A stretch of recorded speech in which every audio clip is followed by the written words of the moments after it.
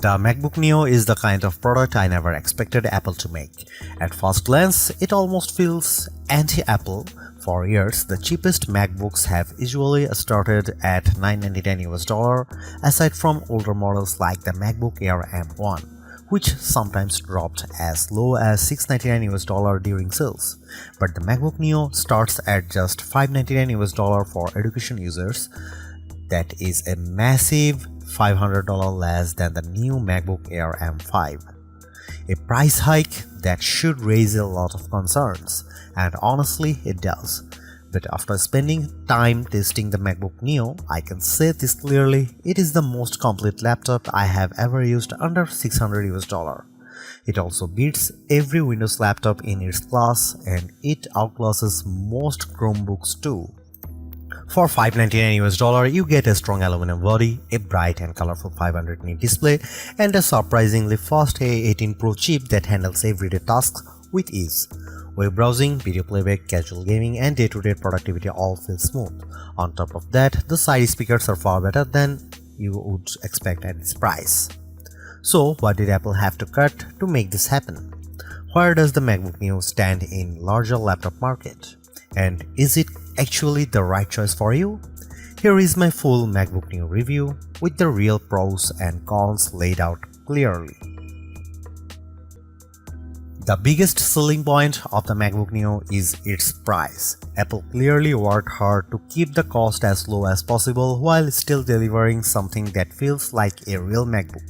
The starting price is just $599 with an additional $100 discount for education users. That makes this one of the cheapest Macs Apple has ever released. Yes, the Mac Mini M4 launched at a similar price and it is more powerful, but it does not include a display, keyboard or mouse. For pure out-of-the-box value, the MacBook Neo is the stronger deal.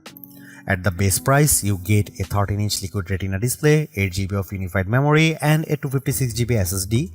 Power comes from the Apple A18 Pro chip, which includes a 6-core CPU and a 5-core GPU. That chip first appeared in the iPhone 16 Pro in 2024, and using an older mobile chip instead of an M series chip is one of the key reasons Apple was able to bring the MacBook Neo to market at this price. Hardware upgrades are very limited. The only major option is storage, which can be doubled to 512GB for an extra $100. Considering how expensive storage is, that actually feels reasonable. The larger storage option also adds a Touch ID button to the keyboard, which lets you unlock macOS, approve purchases with Apple Pay, and authenticate with your fingerprint. The base model does not include Touch ID.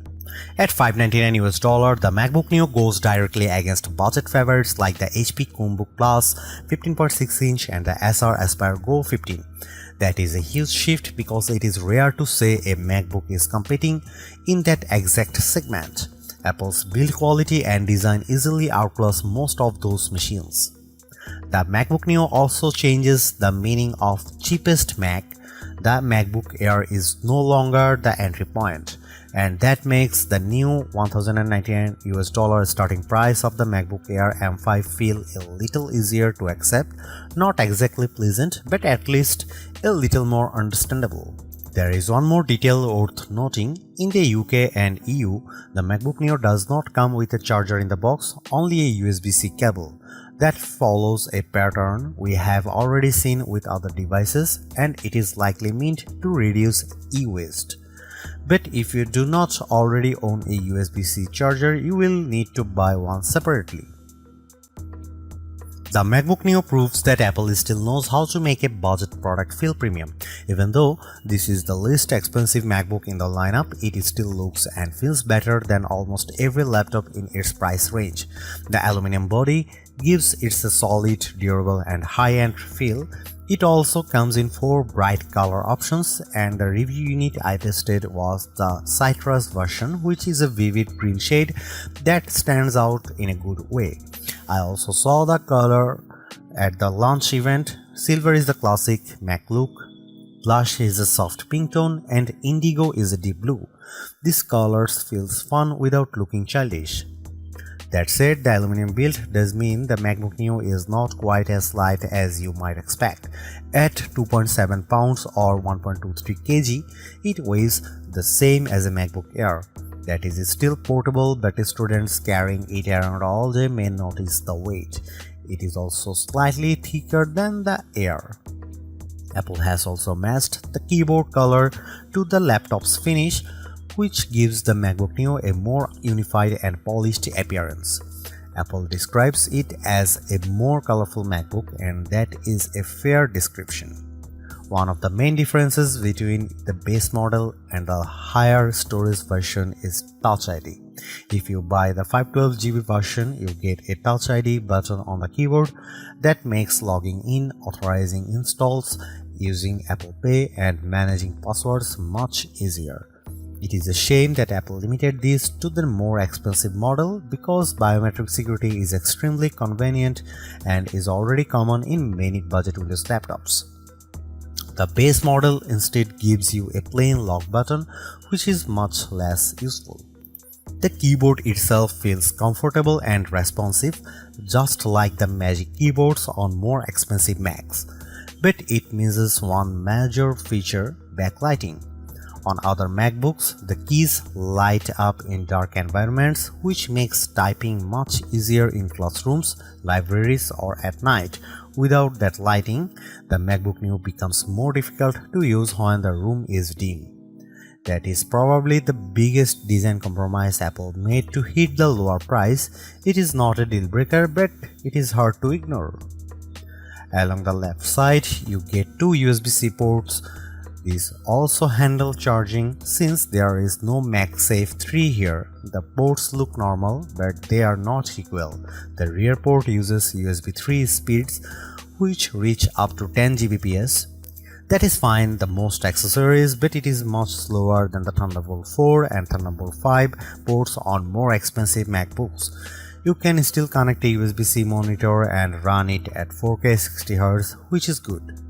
The second USB-C port is much slower because it uses USB 2 technology.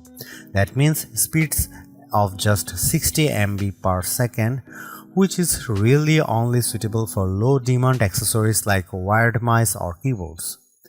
This is one of the more awkward cost-cutting decisions Apple made. The two ports look almost identical, but they behave very differently.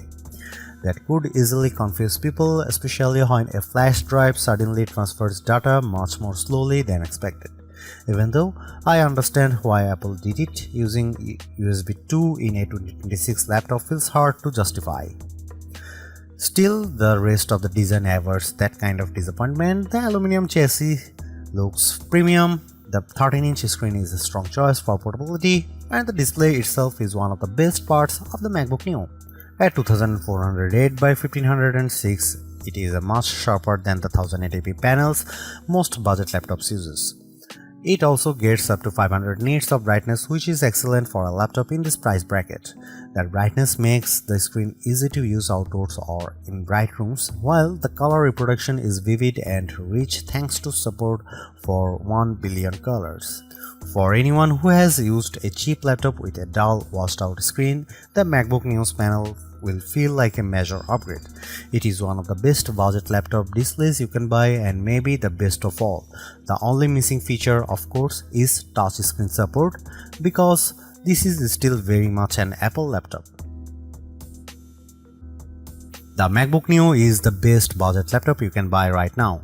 It is true that Neo sits at the upper end of what many people would call budget, but the gap in quality between this and most Windows laptops or Chromebooks at the same price is huge. The design is premium, the display is excellent, the speakers are surprisingly strong, and the performance is more than good enough for day-to-day work. What impresses me most is that Apple did not cripple macOS just to hit a lower price. You still get the full Mac experience along with support for the broader Apple ecosystem. That makes the Neo feel like a real MacBook, not a watered-down version.